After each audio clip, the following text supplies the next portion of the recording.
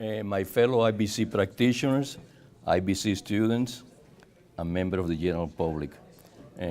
My name is Pedro Palicio, and I'm very happy to present to you the long road to IBC, sheer persistence, guarantees success. First of all, so people,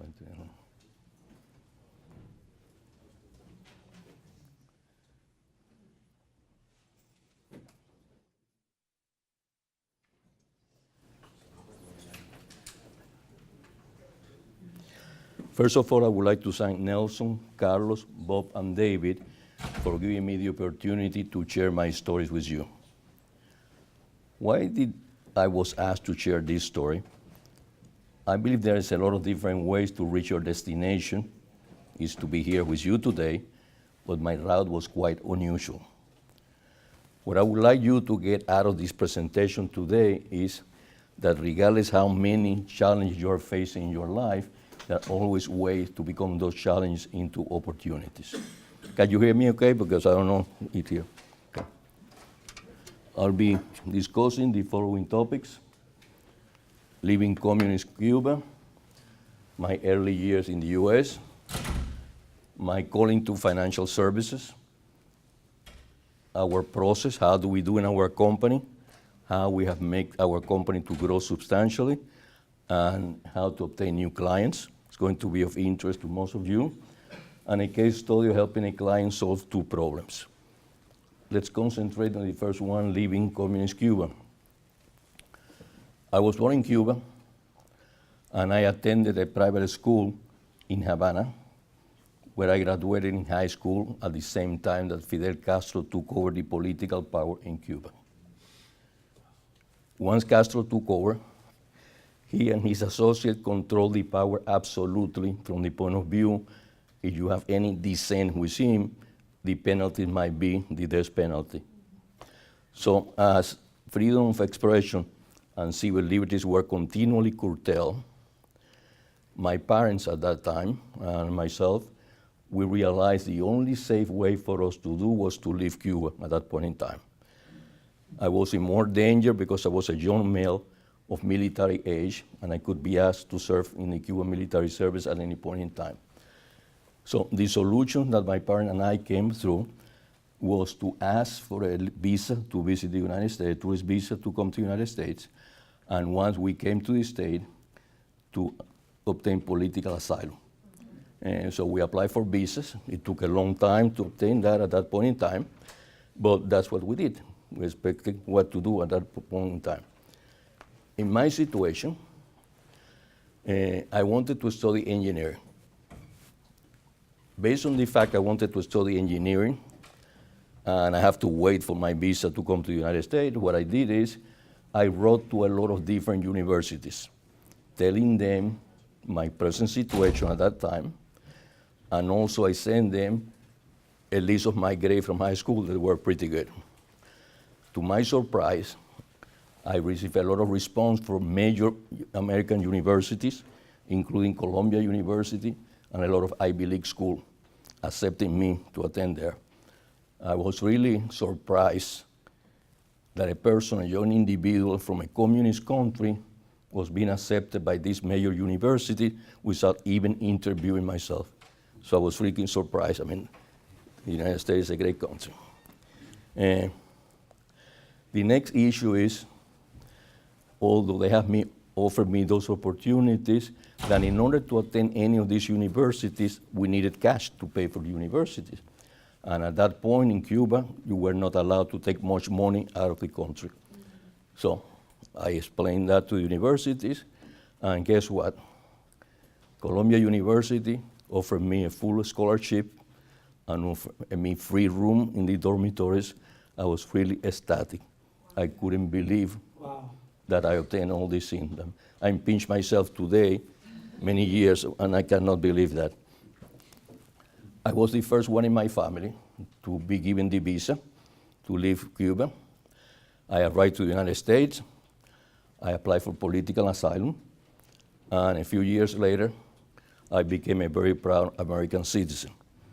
The United States is indeed a very generous country. Let me go now to the second point, my early years in the US. And this is kind of funny, I guess, to some degree. When I got to the United States, I went to Columbia University in New York City. And once I was at Columbia, I realized in order to survive here, I need a part-time job because I need money to pay for food, my haircuts, etc. So at that time I needed, believe me. Time has gone by, So I realized that, and I went to university, applied for a position. The first job they offered me was to work at the cafeteria of the university. And I accepted the position right away. They have known my lack of ability with anything related to food or to kitchen service, as my wife can tell. They would have rescinded that job offer right away. But in any case, my first job was to answer an intercom system. Let me explain it to you so you can see that. My English was very poor at that time, worse than it is now, obviously. And there was an intercom system at the kitchen at the upper level, at the cafeteria at the upper level, and I was at the kitchen at the lower level, and they communicated via the intercom the food that they need in such a way I could load that food into the dumb waiter and send it upstairs. Okay. For some reason, the person that was doing that was barking the orders into the intercom. And the only word I understood was soup. And I sent a huge amount of soup upstairs. That was my first day at And I remember next to me in the kitchen, there was an overweight cook that very proudly told me, I see my soup came out quite good today. I'm nonchalantly told him, I guess so. It was my first idea, so Okay. The next day, and I don't know why, they gave me a new position.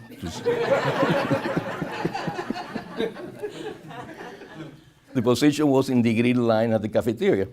Well, not only I burned my knuckles preparing grilled sandwiches and hamburger, but when someone asked me, I would like my hamburger well done, I didn't know what that meant. And I told the old gentleman, sir, everything I do is well. I would never forget the face in this gentleman say, where did this idiot come from? I felt like Ronnie Dangerfield, I get no respect. That's the way I felt. Meanwhile, I did quite well in my studies.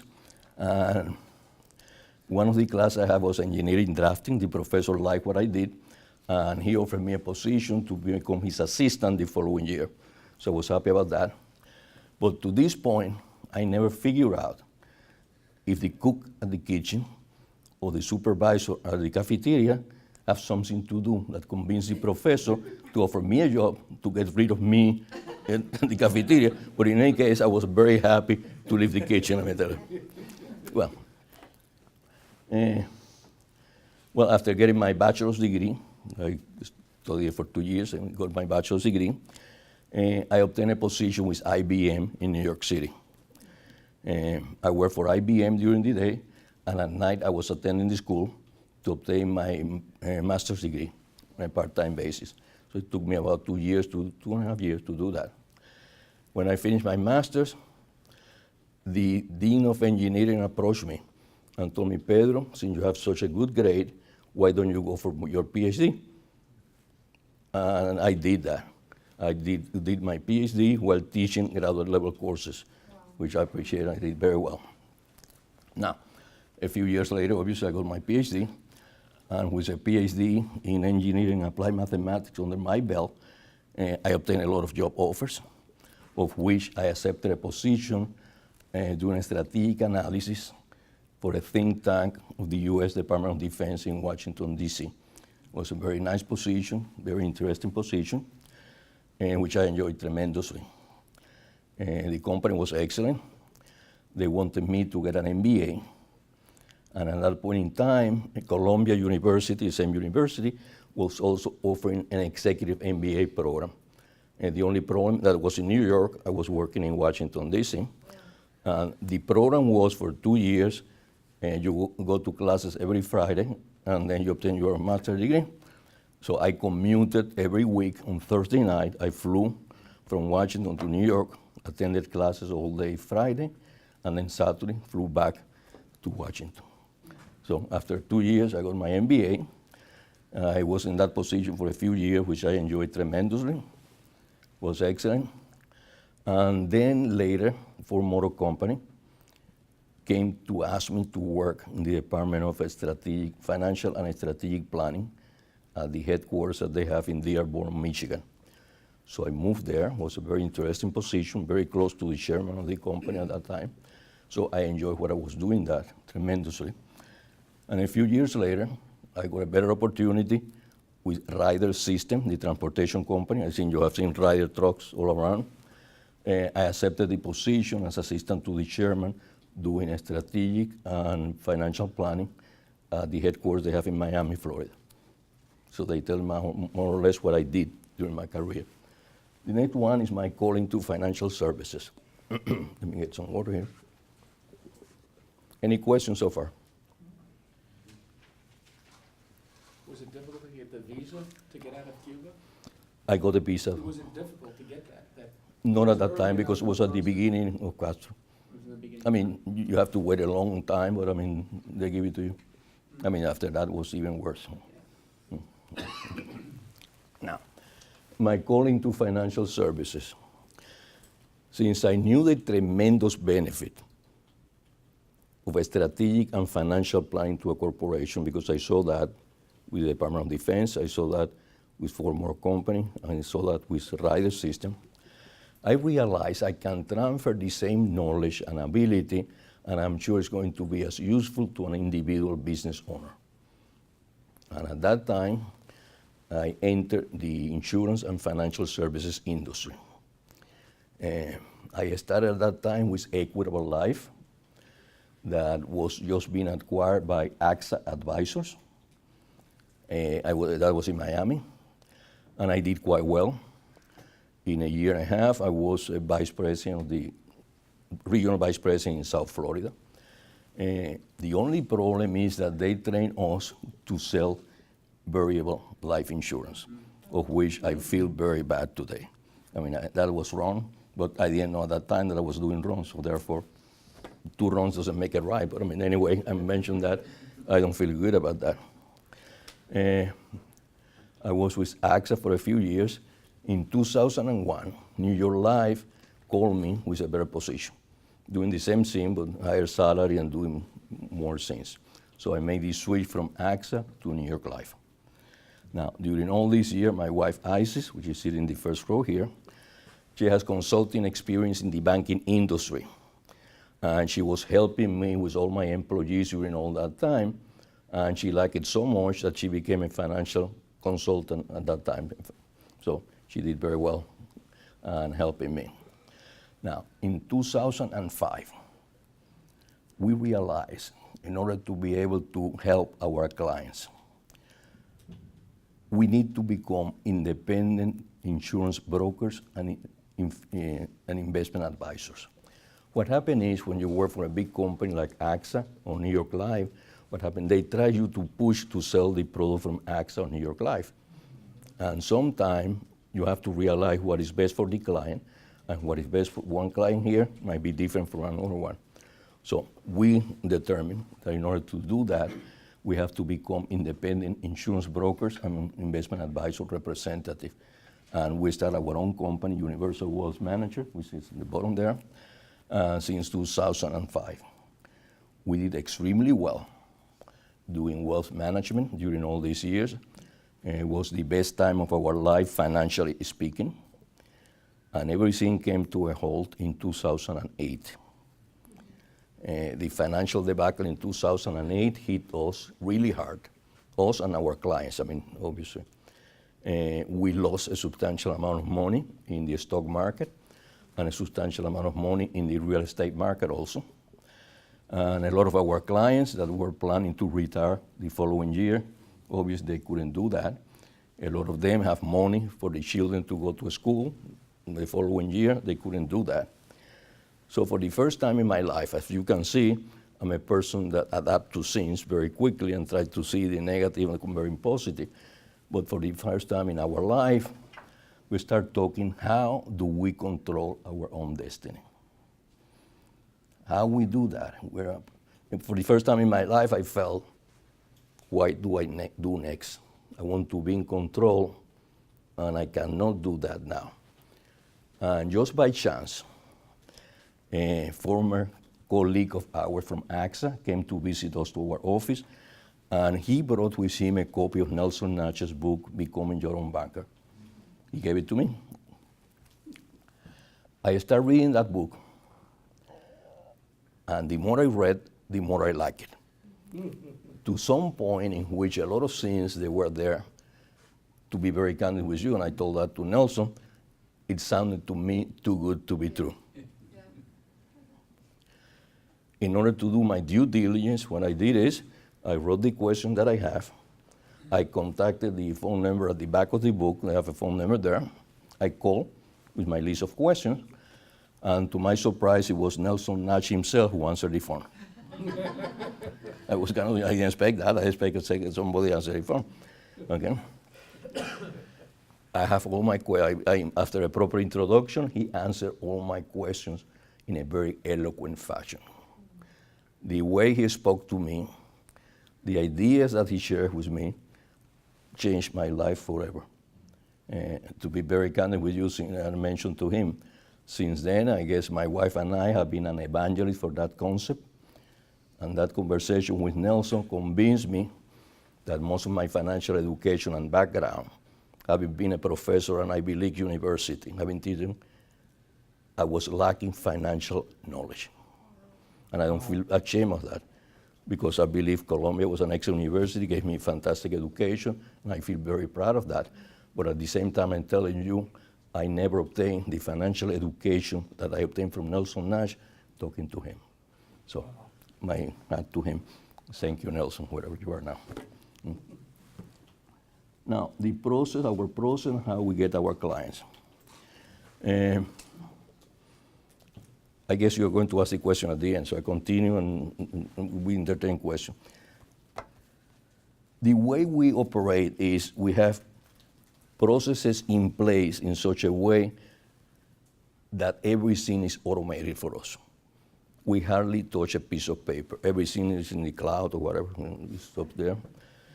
We have encrypted conversation, and everything that we do is encrypted. So all the emails from us to the clients and to the insurance company is encrypted, so we have no problem there. And we have systems in place that take care of any eventuality. I'm very picky. I have flow chart for everything. So in spite of the fact that actually we are 2 people at the office, we manage a book of business of several hundred clients. So we are very efficient from that point of view. We have systems in place to do everything. Now, from the point of view of marketing, I know some of you are students, some of you are new members. We do a lot of marketing. Our website is www.infinitebankingsimplified.com. And what we do there, we do search engine. I can give you all the information there. We do search engine optimization for that. And the idea is every time that somebody Googles, Infinite Banking, our company appears in the first page of the Google search. So we have been doing that to an extreme, and it's extremely good. We do a lot of blogging, a lot of audio, videos, and we do that on a regular basis. So we contact our clients quite often. We also use the Infusionsoft, I forgot the name.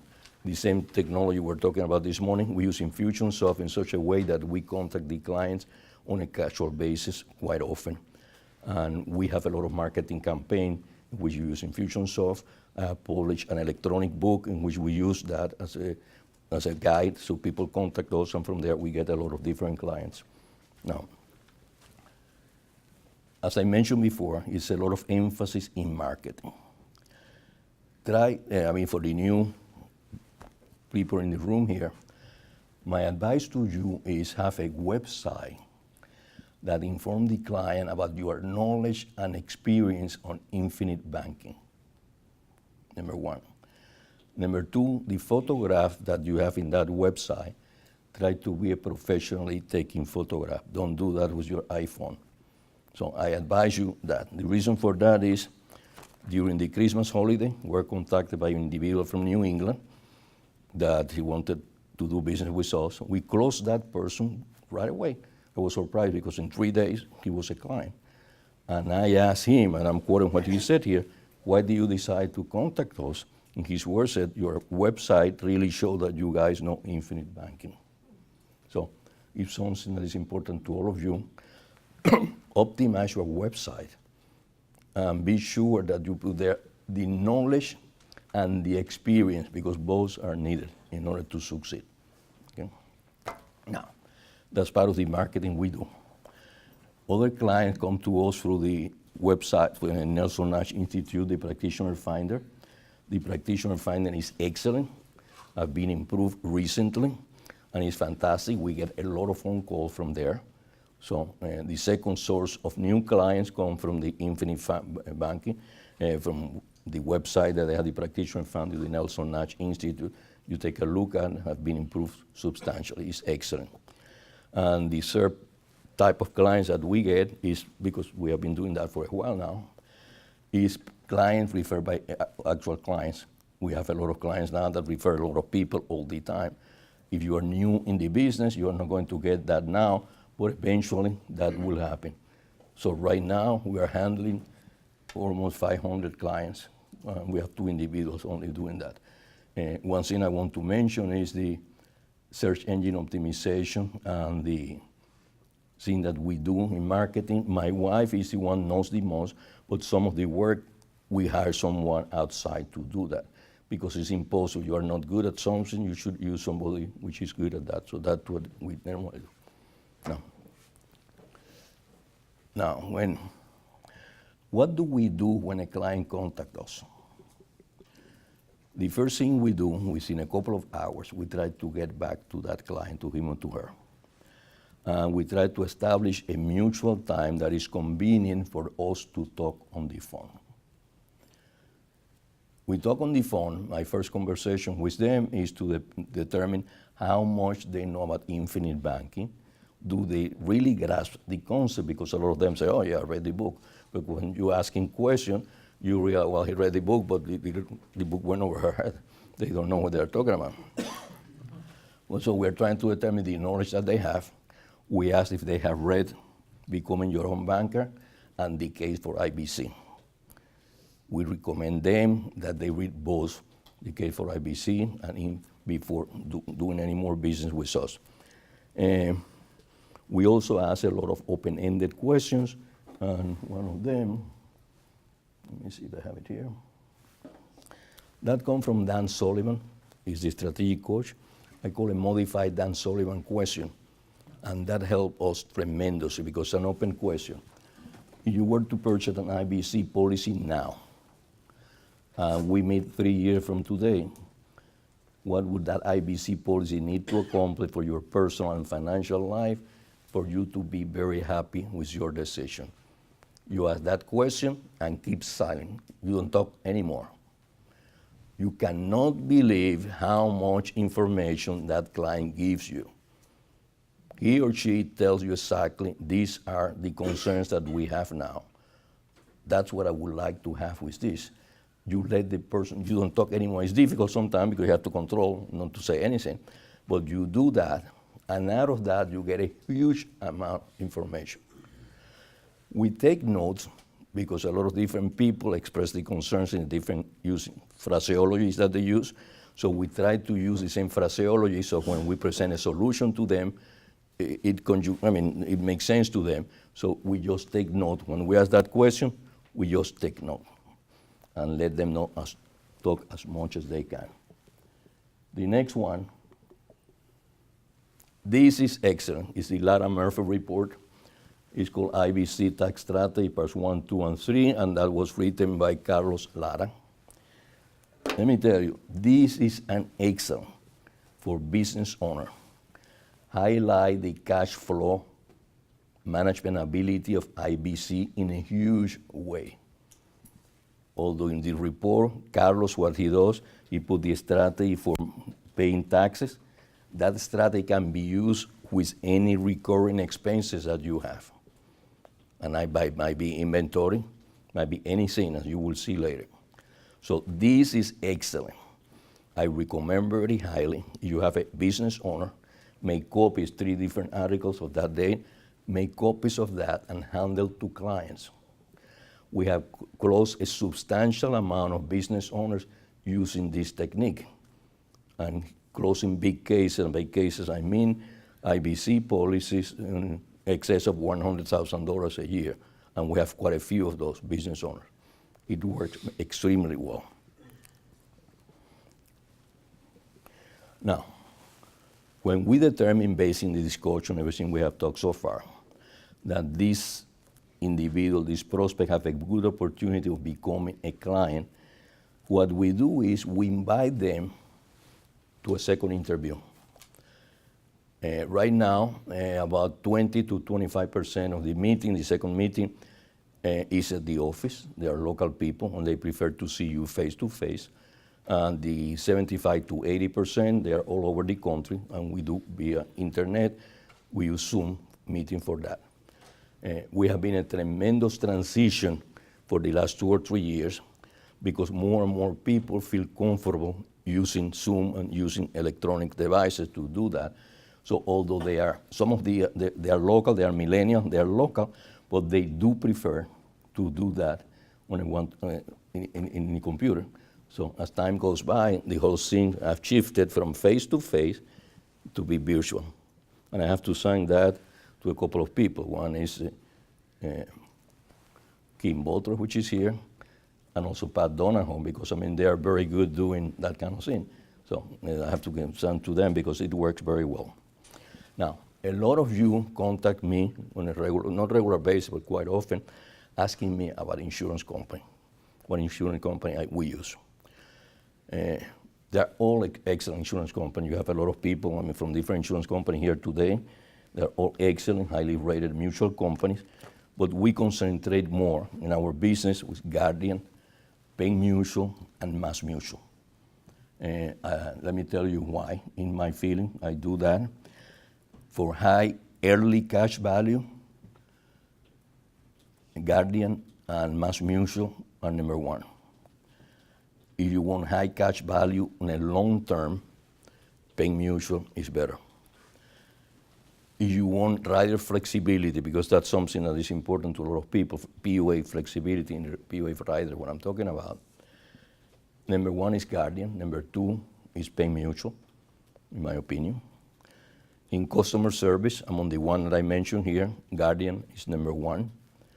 And our final decision depends on a lot of factors, depending on a lot of variety of things that we ask the client, etc. And we run the proposal to see which one is better. Now, something that is key also is the fact of human life value. The reason is when you have an infinite banking policy, the emphasis is on cash value, not in death benefit. We try to determine with the individual what the human life value is, and what it means is if you are dropping dead today, your spouse and your children, how they will be taken care of. And that different, we only always recommend that they purchase a term insurance, convertible term insurance. So we always do that. And I realize in the conversation, not many of you do that, or at least I don't hear a lot of conversation about that. The other topic that is important to me is the difference between efficiency and flexibility. Let me tell you what I mean by that. When you read Nelson Nash's book, a lot of people realize I need to have my contribution to the PUA at the MEC limit. Now, mathematically speaking, if you put your contributions exactly at the MEC limit, what happens is in the future, if you want to pay your loans at a rate higher than the insurance company is requesting, because the insurance company said 5, but you want to put 8 because you are you don't have capacity in your policy. Okay? So there is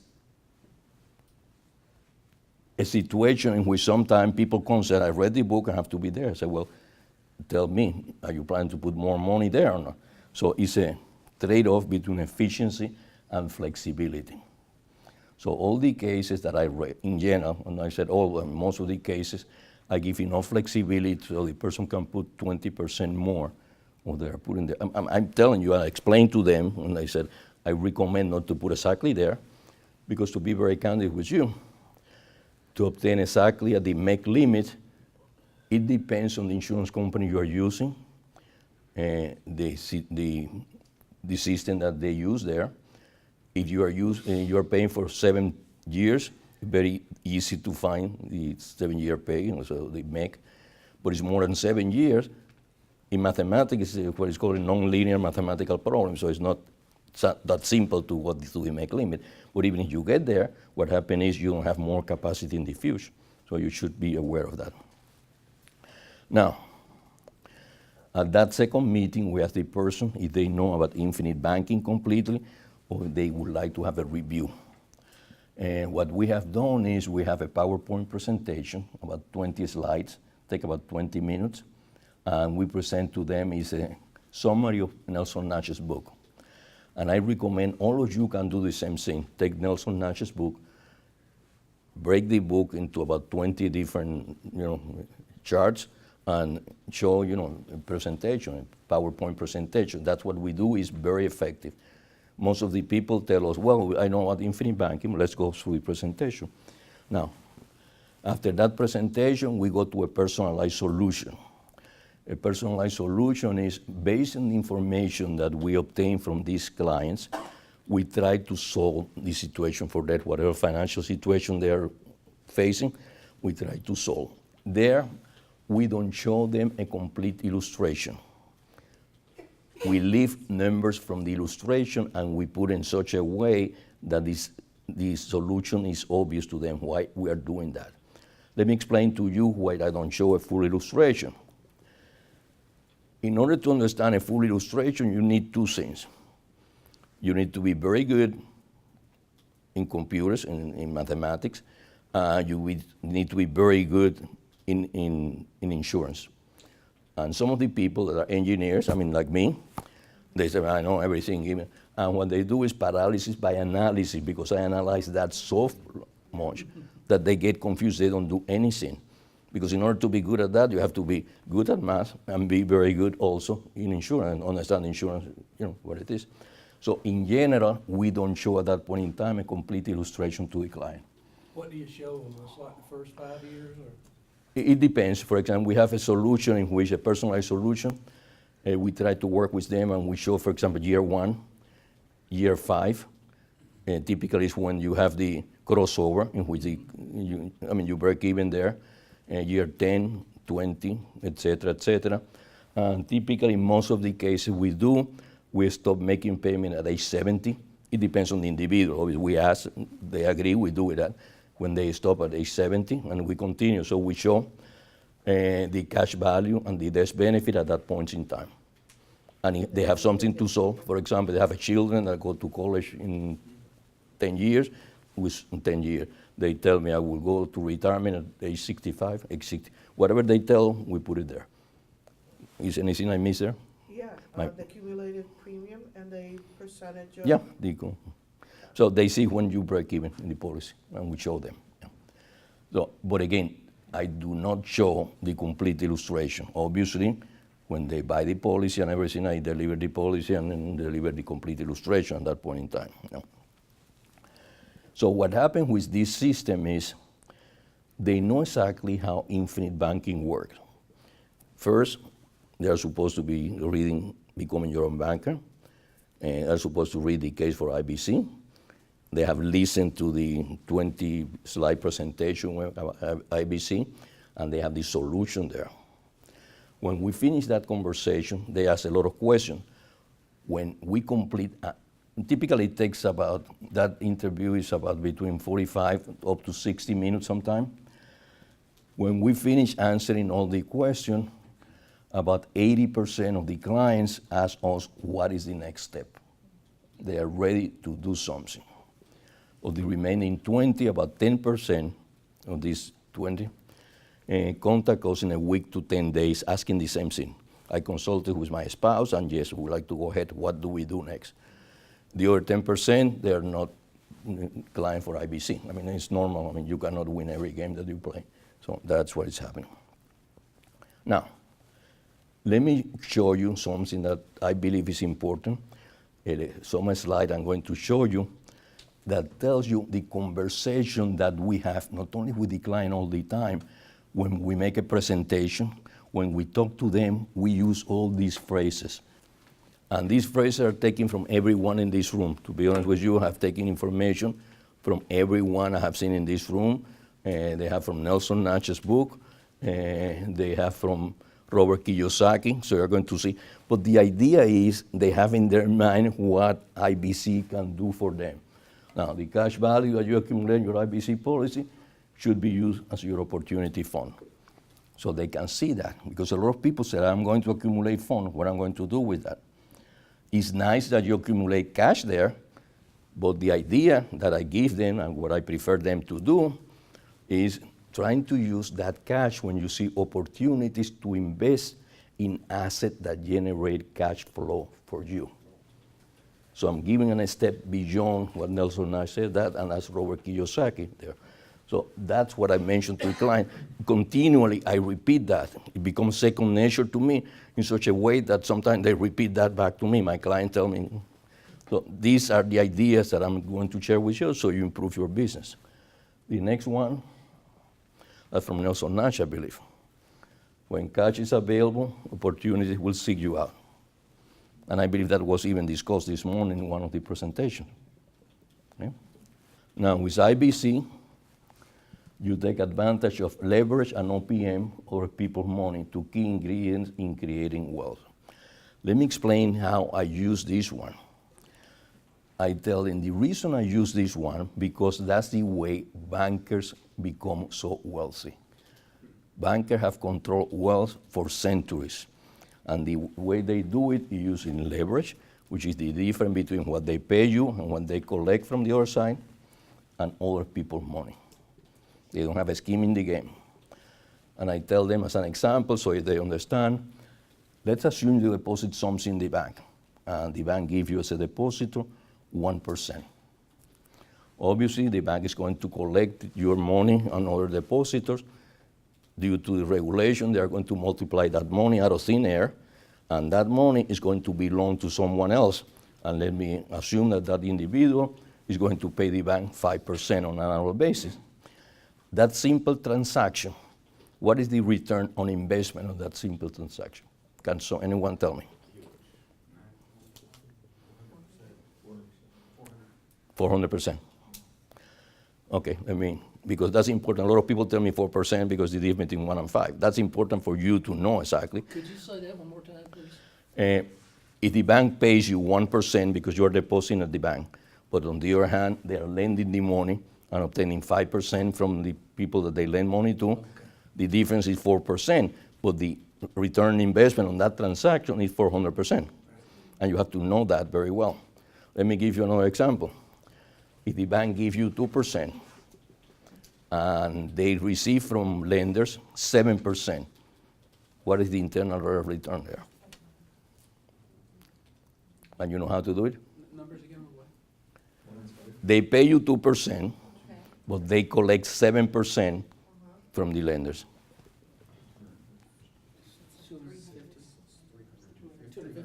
250. You know how to do it? 250.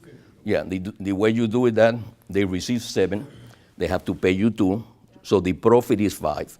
You divide the profit 5 into whatever you invested was 2. 5 divided by 2 is 2.5. You multiply by 100, so it's 250%. Do that because 99% of the individuals that listen to that will tell you the difference is 5 or the difference is 7 or whatever, and they are wrong. You have to show them how bankers make money. And when they see that, my God, I'm getting 250% or 400% that, I would like to do that. That's what I'm here. I'm going to help you to become your own banker. So that's an idea for you to use and clarify that for the client. Now, that comes from Robert Kiyosaki. You should invest in assets that generate cash flow. And the way you should be doing that, don't wait until you are next to retirement or stop working. Start doing that as soon as possible. The reason for that is start taking steps in such a way that you determine do I like this business that are generating cash value for me? Might be real estate, might be lending, anything. But do that in a small portion to see if that works for you and is something that you enjoy. Tell them to your client, test the waters now. You are 35, 40, do it now. Don't wait until you retire at age 80 or 70 or whatever, and it's too late. You made a mistake, you have no way to correct. Start doing this now. A small amount, start very small and go slow in such a way that you get a feeling, is this for me or not? They might realize, wow, I love that. Oh, this is not for me, I hate real estate or whatever. So do that for you. So these are advices that you give to your clients, and they realize this individual is not a life insurance agent. This individual is helping me with my finances. He's telling me how can I use a tool as fantastic as infinite banking and help me to make money and become wealthy. People will love that. Now, let me give you another one here. I believe they talk about this morning. What is the most important asset that should be investing in? Should be you and your business. The reason for that, since you have a business or you are doing whatever profession you have, is because you love that profession, you're making a lot of money out of that profession. You were not that good, you shouldn't be doing whatever you're doing there. So the idea is invest in something that creates a lot of wealth for you. We have a lot of clients which are in the medical profession, dentists, medical, they have both practices, etc., because that's what they like. They're very good at what they do, and therefore I say, well, if that's what you do, use the money you have in your infinite banking policy in order to obtain another practice, improve whatever you're doing, and make it bigger. So do something like that. You should be investing in what you are good at. Now, this one, you are not wealthy because you have a nice net worth, but because you have assets that generate cash flows in a consistent and reliable. Both have to be there, consistent and reliable. Otherwise, it doesn't work. So you have assets that generate cash flow in a consistent and reliable manner that are larger than your expenses. When you do that, it means you are wealthy. Definition of wealthy is, I don't have to continue doing what I'm doing today. Tomorrow I can stay home, I can fly to Hawaii and I spend a lot of time there. I don't have to do what I'm doing today. So you want to do that, to measure that, invest in assets that generate cash flow that at the end of the month covers your expenses 4 or 5 times. The more times it covers, the more wealthy you are. Clear? Now this one, invest in assets uncorrelated to the stock market that provide opportunity for growth and income. So you diversify your portfolio. You do a lot of things that have nothing to do with the stock market. I hate the stock market because we lost a substantial amount of money. So you should be doing that with other assets that you have. This one is Rabbi Daniel Lapin. I know you know him, he's a motivational speaker and he's very active. The more things change, the more we need to depend upon these things that never change. This is important to me because I was talking during my presentation about I've been able during my life to take challenges and turn them into opportunities. And it provides me a lot of flexibility and fluidity in everything that I do in my life. But there are some elements that are constant for me. It's what define my character, and they are very important to me. This is my faith in God, in my family, and in the Constitution of the United States. That's what I believe, and I won't change anything regardless what they ask me. And I should mention something very quickly. It's not how much I have, 5 or 10? Yep. 5? Yep. Okay, very quickly.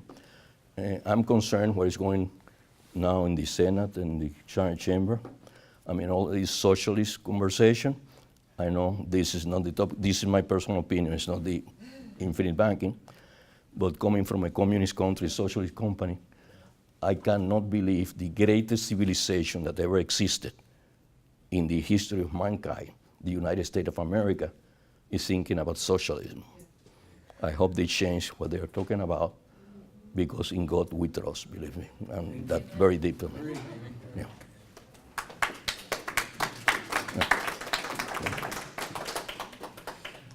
Now, very quickly, a case study that we have. This is an individual. He owns an engineering firm. He's based in South Florida. And what he do, he have installation of heating, ventilation, and air conditioning equipment. He does that through Latin America. The headquarters is South Florida, but what he does, he hire local engineers in Latin America, and that's what he does, okay? He has 3 female employees that what they do is they bid for contracts in South America and in Latin America, so they get all these contracts.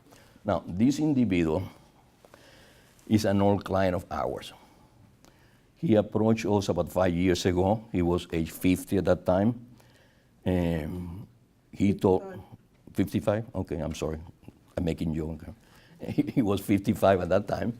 And he told us that the result of a very nasty divorce, very expensive divorce, and also a business gone bad, he have lost a substantial amount of money. He remarried at that time. He started a new business, and he told me, Pedro, the way it operates is as follows. We get a contract. We win that contract. We have to buy all the equipment, heat, ventilation, air conditioning. I have to purchase that. I have to pay the local engineers. And then when they finish the project, they approve the project, they check it, everything, they review, and I get paid. But the problem is upfront, I need a lot of cash now. So how do you resolve that problem? It's one of the problems. And the second one, I would like to have money for my old age. He said, and I have a problem. And I knew that he was uninsurable. He's a cancer survivor. Okay? What we did, my wife and I, we designed for him. Eventually, he purchased everything in 2 years, 5 different policies. 2 policies on his wife, the life of his wife, and the other 3 policies on the life of the 3 female employees. He's the owner and beneficiary of the policies on his wife. Now, on the policies on the employees, we had a problem because the insurance company said there is not an insurable interest between him and those employees there. Wasn't enough insurable. Not a strong insurable interest. So what they suggested is make the company the owner and beneficiary. He opposed, the engineer opposed it, well, make the company the owner and I'm the beneficiary. But if that happens, it's something called, I know you're familiar with that, the Goodman tax triangle that create a problem because you have 3 different entities. One is the insurer, the other one is the owner, and the other one is the beneficiary. So with the help of the CPA and the attorney, we convinced him that the best way to control those policies was to have the policies owned by the company and be the beneficiary also. What about the taxation? But, I'm sorry? Taxation on a policy that's owned by. It's beneficial. It's beneficial to the corporation to have that in the books. Oh. It is good. Good for them, yeah. Now, what happened is when he wins a contract, now he bid for something, earned the contract.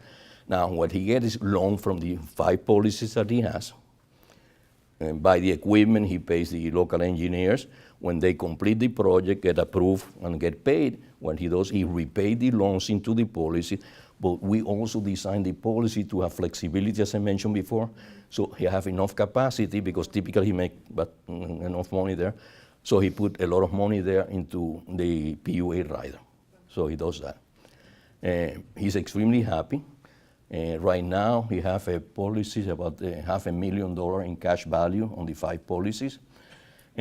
Using his word, he told me, I have never been so happy financially speaking. Okay. He referred us 6 business owners, of which 5 of them are already IBC practitioners. Okay. Where did he get the money to purchase the policies? His business was doing better. So it was during a process of 2 years, he put 5 policies and paying $20,000 on each one. So it's over $100,000 in this. Now, this is our contact information. You need to ask any question. That, I believe, conclude this. If you have any question, we're more than glad to entertain. I don't know how much time we have. You can stick around, but we gotta stop here. Okay. Any questions? No, thank you.